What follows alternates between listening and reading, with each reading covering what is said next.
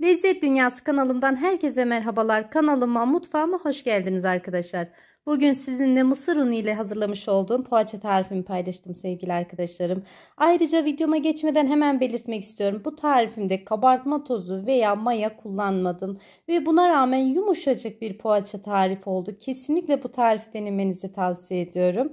Dilerseniz bir an önce tarifimizin yapılışına geçelim. Bakalım nasıl yapmışım, beğenecek misiniz? İyi seyirler diliyorum. İlk önce uygun bir yoğurma kabının içerisine 300 gram tereyağını alalım. Daha sonra ben bu tarifimde 2 adet yumurta kullandım. Yumurtanın beyazını hamur için kullanıyorum. Sarısını ise yüzey için ayırdım. 2 tatlı kaşığı toz şeker ve 1 tatlı kaşığı tuzu da ilave ettikten sonra şöyle elimle güzelce karıştırıyorum. Dilerseniz tereyağını akşamdan dolabınızdan çıkarın, yani oda sıcaklığında olsun. Veya benim yapmış olduğum gibi şöyle bir eritin, hatta bu şekilde bence daha güzel oluyor. O dibinde kalan suyunu süzerseniz böyle bir yarım saat kadar soğutursanız daha kıvamını daha iyi biliyoruz.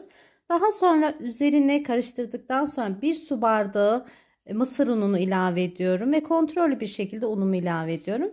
Ben bu tarifimde toplamda 3 su bardağı un kullandım. Su bardağım standart sevgili arkadaşlarım. Her mutfakta bulunan 200 milim su bardağımın ölçüsü.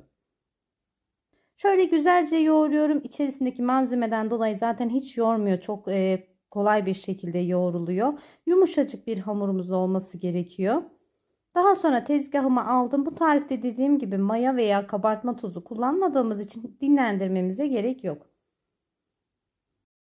Cevizden birazcık daha büyük bezeler aldım. Açıkçası daha küçük olduğu zaman kurabiye gibi olur ama biraz daha büyük poğaçalar hazırlayabilirsiniz. Ve daha öncesinden şöyle 3 adet orta boy patatesleri haşladım. Hiç soğumadan bu şekilde eziyorum. Soğuduktan sonra biraz içerisinde topaklık kalabiliyor. Bu şekilde çok daha kolay oluyor. Üzerine dilediğiniz damak zevkinize göre baharat ilave edebilirsiniz. Ben sadece tuz ve pul biber kullandım. Ve patates soğuduktan sonra içerisine aşağı yukarı 100 gram kadar da kaşar peynir kullandım sevgili arkadaşlarım. İç harcını dediğim gibi damak zevkinize göre değiştirebilirsiniz. Mesela baharat, daha baharatlı seviyorsanız baharat kullanabilirsiniz. Yani çoğaltabilirsiniz. Veya maydanoz da kullanabilirsiniz. Gerçekten patatesin içerisine maydanoz da çok yakışıyor. Şöyle güzelce karıştırdıktan sonra poğaçalarımın şeklini vermeye geçiyorum.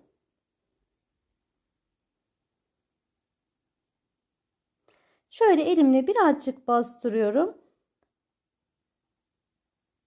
Ve aşağı yukarı 1 tatlı kaşığı kadar iç harcı kullanıyorum. Tek tarafını üzerine katladıktan sonra elimle bu şekilde sarıyorum. Kenarları birazcık ince olursa, yani şu şekli verirseniz daha güzel olur ama tabii yuvarlak şekillerde verebilirsiniz. İnanın her şekilde güzel olur.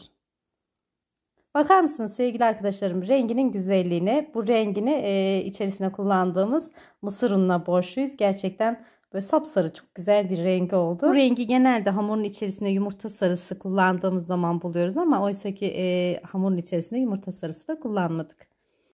Evet, şöyle yakından şeklini bir kez daha göstermek istedim ama dediğim gibi farklı şekillerde yapabilirsiniz. Yani ben bu şekli çok yakıştırdım açıkçası ama.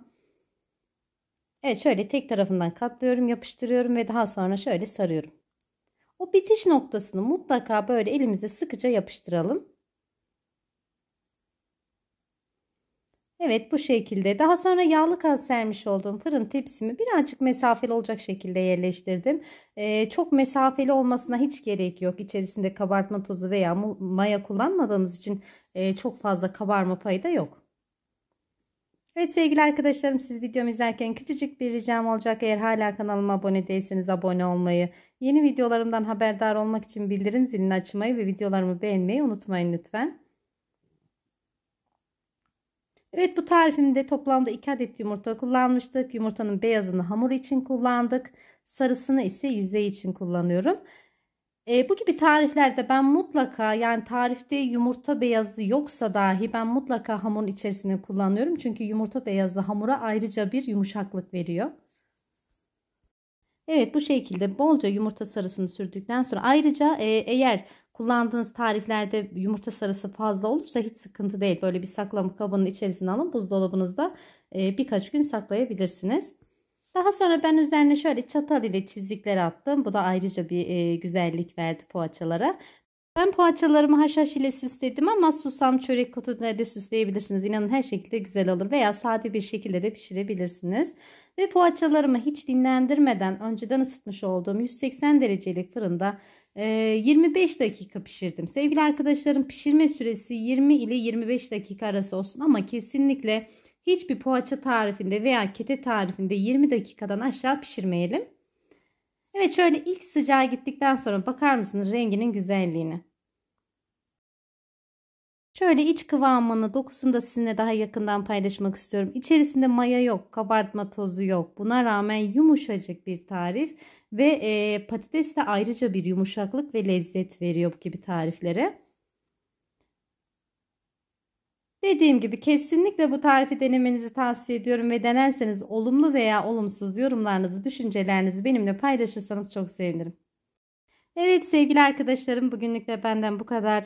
Videomu izlediğiniz için hepinize çok teşekkür ediyorum. Deneyecek arkadaşlara şimdiden afiyet olsun. Allah'a emanet olun.